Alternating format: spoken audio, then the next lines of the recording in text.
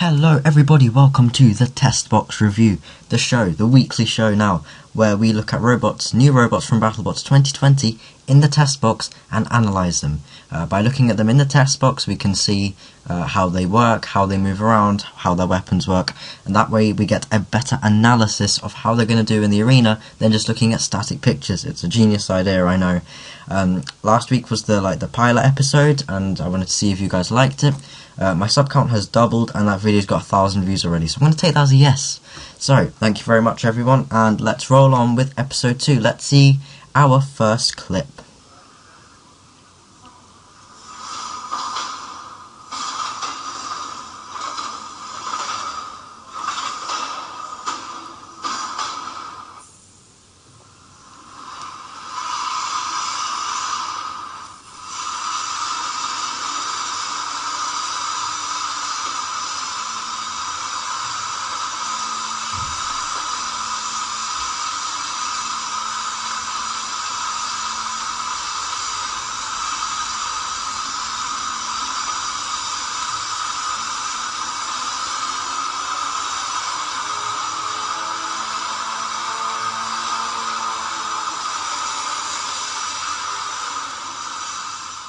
Okay, so that was Pain Train, an egg beater from Team Shreddit.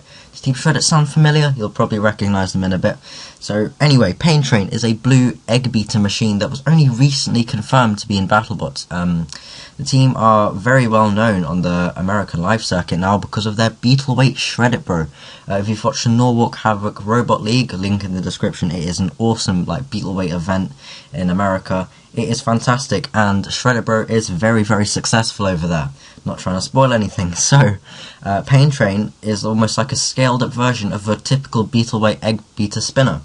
And it's weird because you don't really see many egg beater spinners that look like that. They're quite common in lower weight classes, but not really as a big one. So I'll be interested to see how it's kind of scaled up. As we saw in that little test box run there, it is very fast.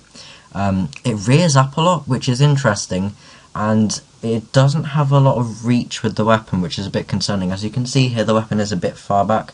However, the fact that it rears up will help it with that, because it kind of lifts the wedge that's out of the way and just throws the weapon into the opponent. It is really small, actually. It's really compact. It's like, compared to the test box, and then compared to some of the other robots that we're going to see later in the test box, it is quite small. So, I'm guessing that weapon has a lot of mass and a lot of speed, and is quite well armoured, so that armour looks pretty thick to me. So, let's see how they do. Of course, there is Shreddit Bro. You can kind of see the resemblance between the two pots. It's quite different, but still you can see the resemblance. There is the team logo down below, the best team logo of all the team logos I've seen. I love it. It's a train with an egg beater. And of course, even Norwalk Havoc are sponsoring them, and Fingertech Robotics, which is really cool. So Norwalk Havoc getting some advertising in there, some sneaky little advertising.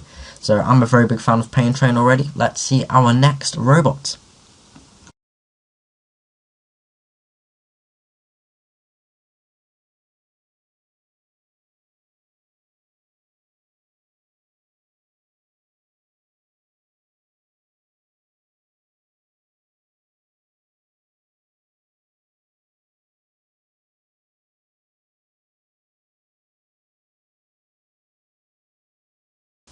Okay, so that is of course SawBlaze, and SawBlaze, an absolute fan favourite, always has been and probably always will be as far as I'm alive.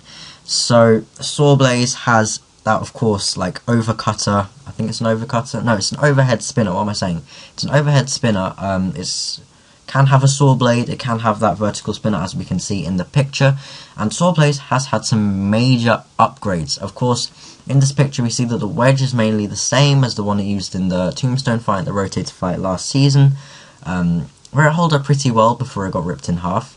It's got the same tyres, the same powerful drive, I imagine, as we saw in the test box. We actually saw it gyro dancing, which is awesome. We saw that last season as well, but now it looks even better. So anyway, multiple upgrades. The spinning disc now spins at 250 miles an hour.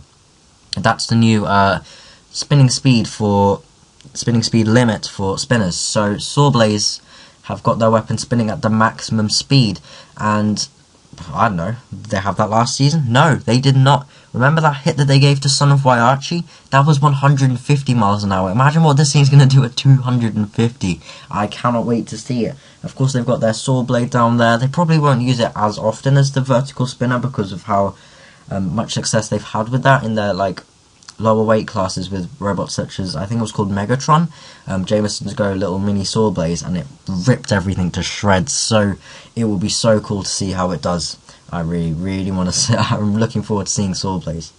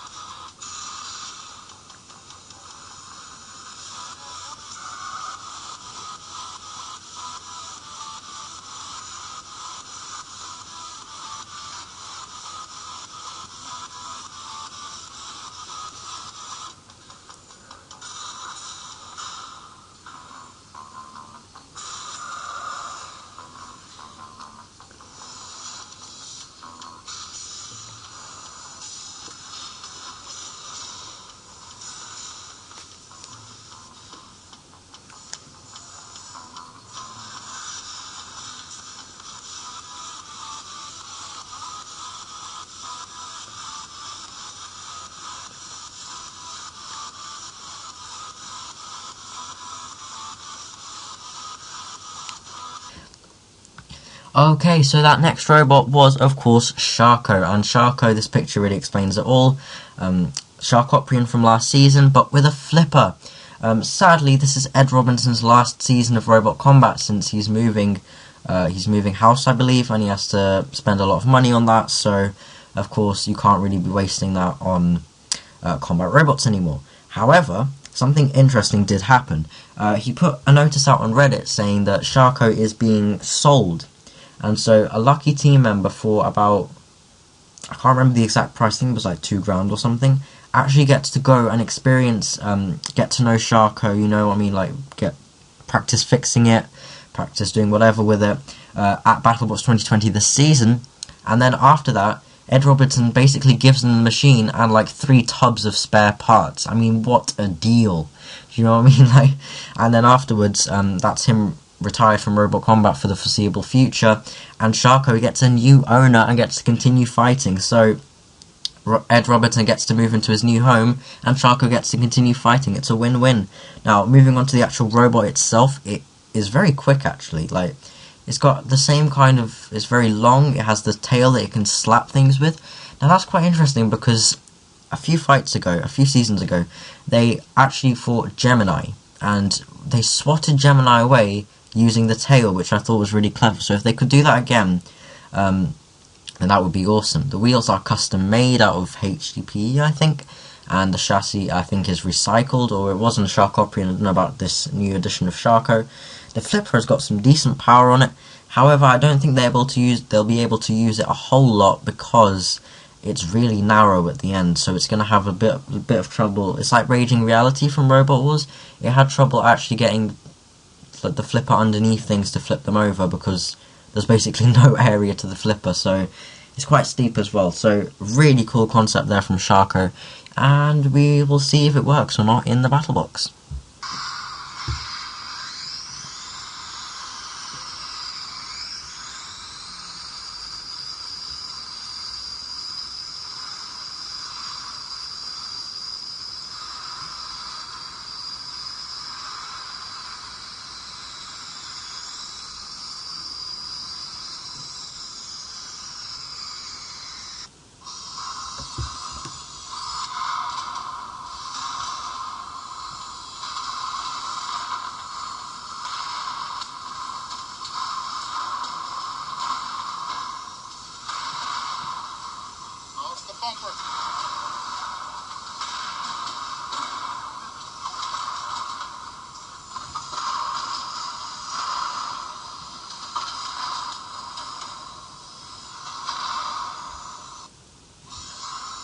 We just saw Extinguisher, 2 versions of Extinguisher. We've got the Vert and, of course, the Hammer.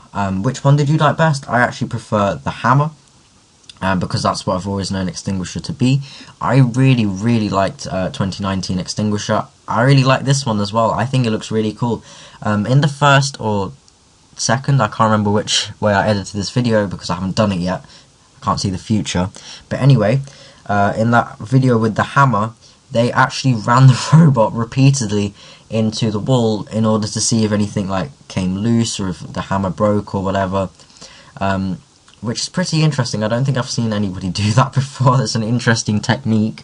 But anyway, they tested out that anti-spinner wedge there. It's not the lowest thing to the ground, but then you don't really need ground clearance, low ground clearance to beat Tombstone. So that's logical.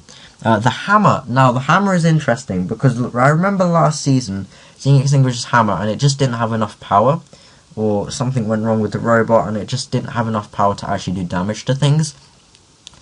And it looks more powerful now, but for some reason when it retracts faster than it actually hits, which is interesting. I don't know if you saw it there in the video, but like retracting the hammer took less time than actually firing it, which is quite interesting. The vert itself looks pretty cool, although it's like, you know, a bit of an average vertical spinner, but really good still, and I think they will be successful with that. Extinguisher, of course, very quick, very nimble, and just a great robot all around, so hopefully they've got better reliability this season in order to just do well, maybe make the top 16, or maybe not, we will see. Moving on to our next robot, we've got a lot to get through today.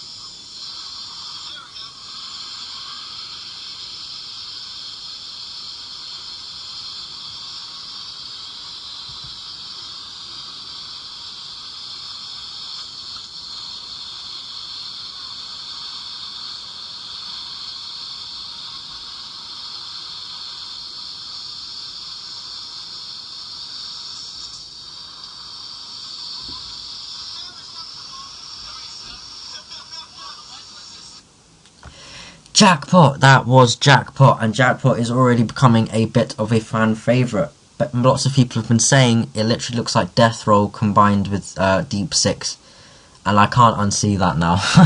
It really does. So it has a little self-writing arm on the back, and there is actually a separate video of it self-writing, and it can self-write similar to Hypnodisc did from Robot Wars. I don't know if any of you have seen that, but it kind of just flips itself over, nice and simple.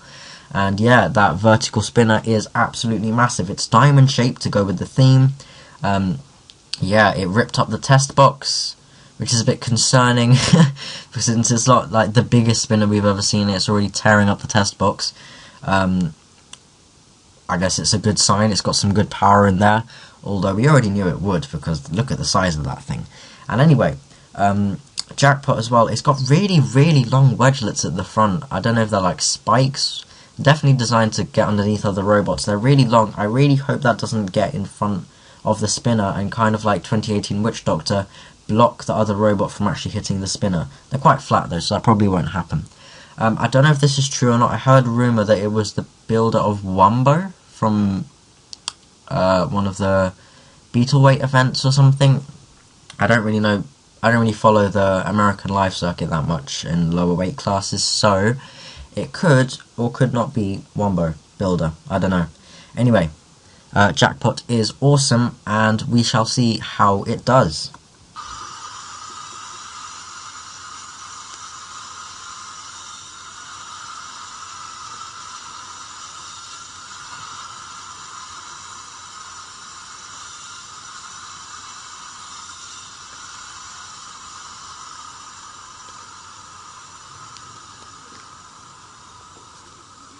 Swaz. Okay, so that is Skorpios with the pink saw.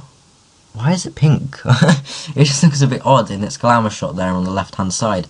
And they've got their hammer saw there on the right. They have got loads of weapon configurations, including a pickaxe with a flamethrower. They literally take the saw off, take any kind of spinner off, just shove a pickaxe on there and put a flamethrower on it as well. It's fantastic. Now, Skorpios, in terms of like chassis design, I can't see any changes from last season. Like the wheels look the same, the front plow kind of looks the same. I've got to be honest, Skorpios, it kind of has this problem where it rears up a bit. Do you know what I mean? So like when it's fighting vertical spinners, it rears up and then they hit the plow and the plow gets bent, and then Skorpios never gets to use its weapon. I think the only time I actually saw it use its weapon last season was against Sidewinder and Copperhead, and then everything else it faced, it literally got, like, they literally just hit the plow, and yeah, that was it really. Skorpios couldn't really answer to that. So it's interesting that they've kept the kind of bent up plow design. I think they would have done better if they'd gone more like conventional, kind of like SawBlaze, but that, you know, it's fine. I'm not a bot builder. It's probably like a way of getting other robots to stay on the plow once they've grabbed them there. So of course, Skorpios could always be a top 16 contender. Personally, I think SawBlaze will do better this year since it's kind of more evolved to fit the meta, which is the vertical spinner, and I think SawBlaze has got more chance of countering that than Skorpios. But either way, Skorpios always puts on a great show, and it's a fan favourite, so there's literally no reason why it shouldn't be there, and I'm really glad that they've made it to BattleBots. Great team as well.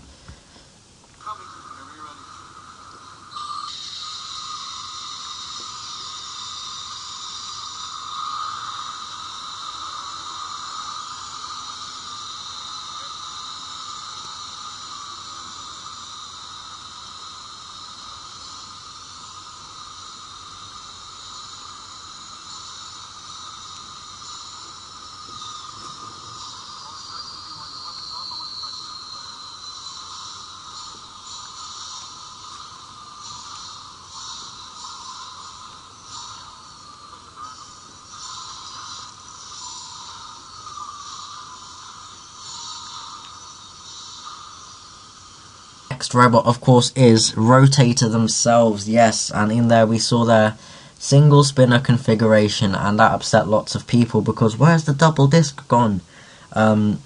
Basically, Victor Soto, in a comment actually beneath that video, said that RotatoR's primary weapon has and always will be the undercutter. So yeah, it's always been kind of like a more undercutter kind of bot. It does more damage with the undercutter. Obviously the double disc configuration is everybody's favourite, but the single spinner just works well as well. It allows them to have more armour, more wedgelets and stuff. Personally, I disagree with that because 2018 RotatoR shredded everything when it was working fully. Like, it literally, the double disc gave it such an advantage over other opponents. Even in 2019 when they only used it once against Blacksmith, they did a great job, and they just didn't have kind of like the reliability to back it up. So yeah, the undercutter is the primary weapon, but the overcutter also provided you guys with a lot of advantage, Team RotatoR. I don't know if you remember your fights against like Skorpios and Ice Wave. It provided a lot of points for attack.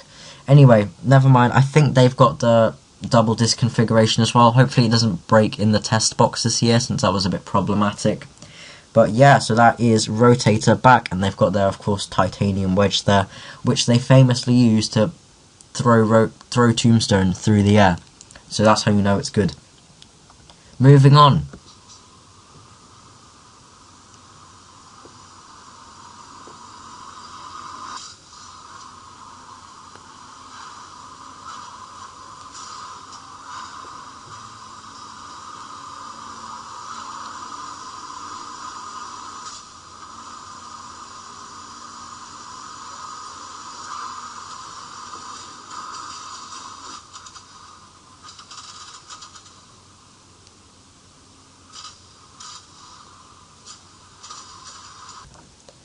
Okay, so we have India's first ever BattleBots entry, and that is Atom94.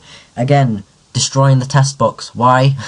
It absolutely mullered the tyre, as it should really. It's a piece of spinning steel, so I don't see why it wouldn't. It's got 4 weapon belts. I guess they've seen what happened to like Death Roll last year, where they lost their weapon belts in the Witch Doctor fight, and they're like, right, we're not going to do that. So they've got 4 weapon belts. Bit much? I don't know. But better safe than sorry, I guess. Atom94, yeah. It's not what I was expecting. I was expecting Atom94 to be like a little, really small tombstone, since I think that's another of their robots, Team Autovolts Robotics. They built like a small tombstone. So that's what I was expecting, and we got one of the coolest looking vertical spinners I have ever seen. I love that blue flame. I want the blue flame. Honest to God. It's got a lot of ground clearance actually. If you look at its glamour shot, which I couldn't find for some reason, it's got a lot of ground clearance. So it has to be quick in order to kind of stop other things from getting underneath it and try and keep the weapon pointed at them. But yeah, it's going to have to work very hard to do that. It's just a very awesome vertical Drisk drum spinner, vertical spinner. I don't know what that is. It's kind of like Jackpot. Is it a vert? Is it a drum? We will never know. It's a vrum. So Atom 94 is just got... It doesn't have a lot of bite. I was noticing with the tyre there, it was like... It took them a few tries to actually get a good bite on the tyre, which is a bit of a concern. But, you know, it's kind of hard to tell how it will perform because we've never seen it perform before. Even with the test box footage, you can't gauge how well it will do in the arena, how the driver drives, etc. So, Atom 94 could do well, could do terribly. I hope it does well because it's awesome. Right, next robot.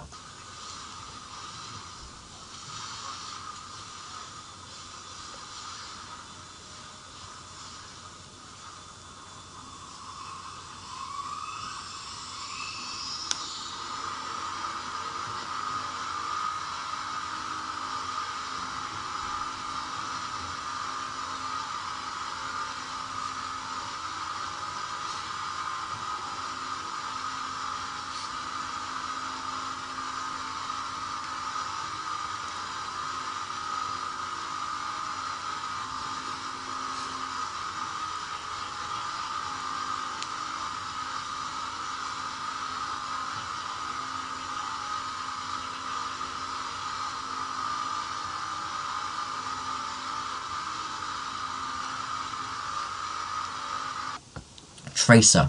And Tracer is, oh my god, one of the coolest looking things I've ever seen. Like, oh my days, look at the paint job on that. That is fantastic. It's like got like the little circuit board thing. I really love that paint job. I like the colour scheme as well, the blue and white. It looks fantastic. Tracer wasn't originally accepted into the 2020 season, but they were like a 2021 hopeful team, and then BattleBots were like, you know what, we've got not enough teams, we're going to let you guys in, and they were like, oh yeah, sure. So, Tracer is an interesting bot. It looks like a typical vert, it's really not. First of all, it's really compact. It is quite small, as we saw in the test box there, it is really small. Second of all of the armour is kind of mounted onto the weapon shaft. I don't know if you can see there, some people commented about it, and apparently it's true that most of the weapon armour, or something, is mounted onto the weapon shaft. Something is mounted somewhere unconventionally. Okay, that's all I know. So, it'll be interesting to see what it does if it's flipped over, because you know how vertical spinners sometimes have those things like on top, next to the vertical spinner, kind of like Atom 94 had before, where it has like, so if it got flipped over, the drum wouldn't touch the ground, but it will still be able to drive with the rear wheels on the floor. Tracer doesn't have that, so maybe they're hoping to flip themselves back over with the spinner, or just planning not to get flipped over at all, in which case they need to plan again, because it's almost undoubtedly going to happen. Everything happens in the battle box, so it'll be interesting to see how Tracer does. It has got some awesome speed, fantastic speed, and we've also seen videos of it tearing up a wooden pallet successfully, so we know it's got the power and the pace. So let's move on to our next robot.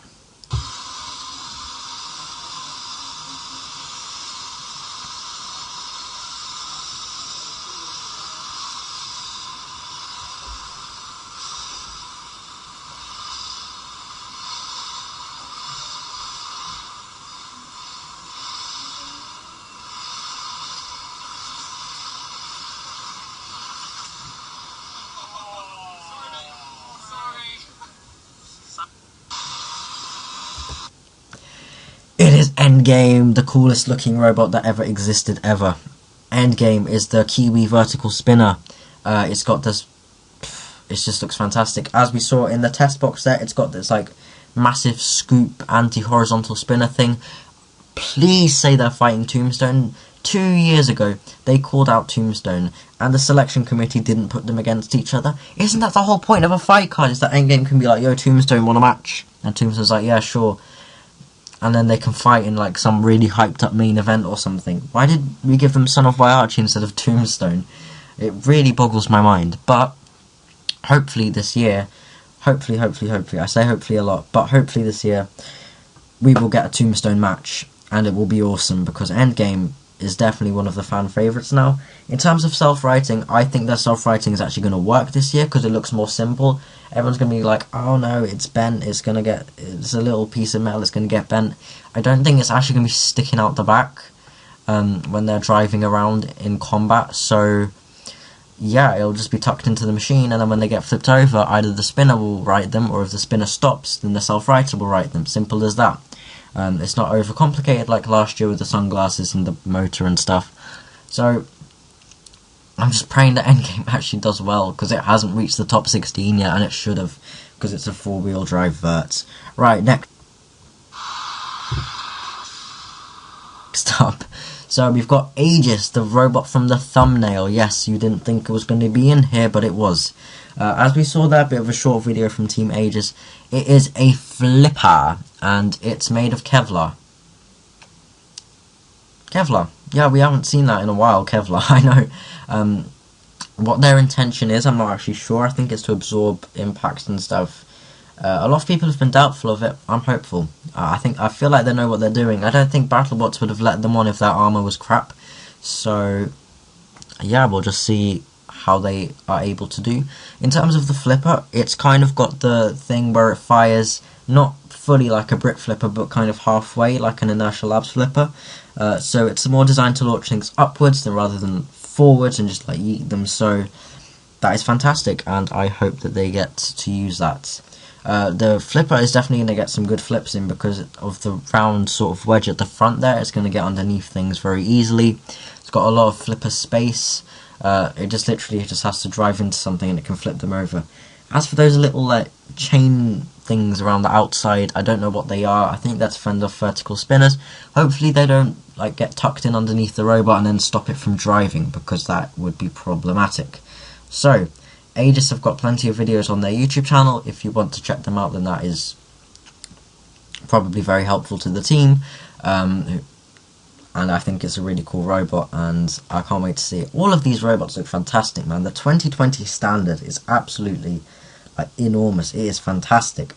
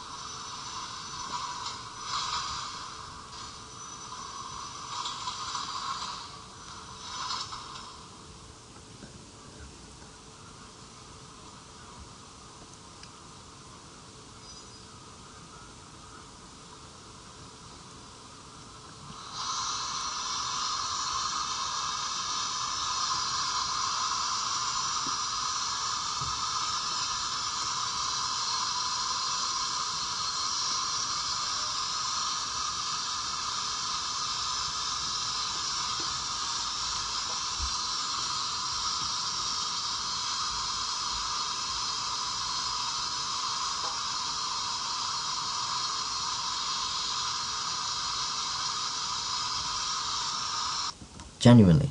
Our next robot is Hijinx, and Hijinx, as we saw in the test box, is an undercutter, a huge undercutter. It's a very skeletal robot.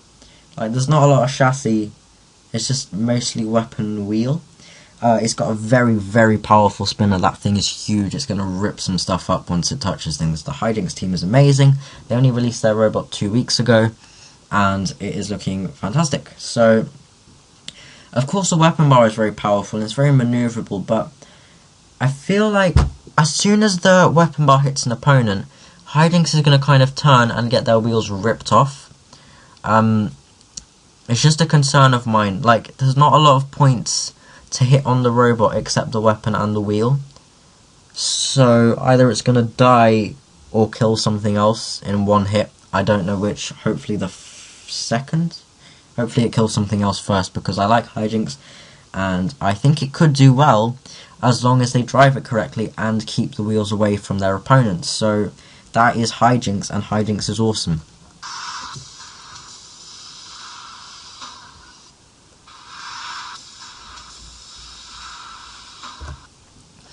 Our next robot is Subzero under new ownership. Like, every year Subzero says that, oh, this is the last year of Subzero, and then the robot gets sold to a different team and we still get to see another season of it.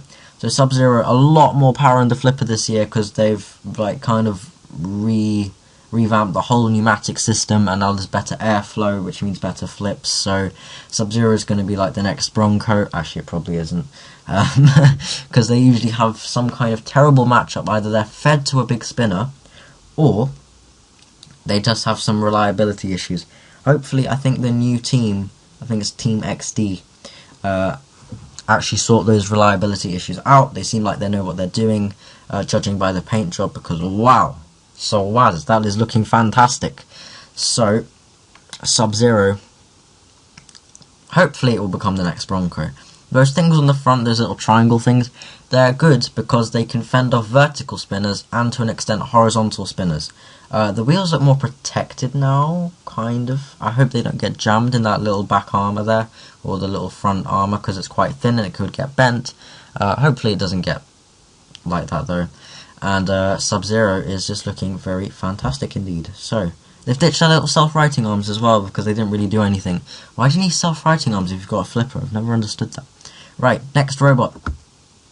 Oh, I didn't realise that it was the end of the video. Sorry about that. Anyway, thank you very much for watching the Test Box Review, Episode 2. If you like this video, please leave a like and smash the like button. Destroy it. Like I said, I don't want to see anything left of the like button once you've finished with it. Subscribe, please, please. The sub count has doubled in recent weeks, and it is fantastic. It is great to see, and I'm very thankful.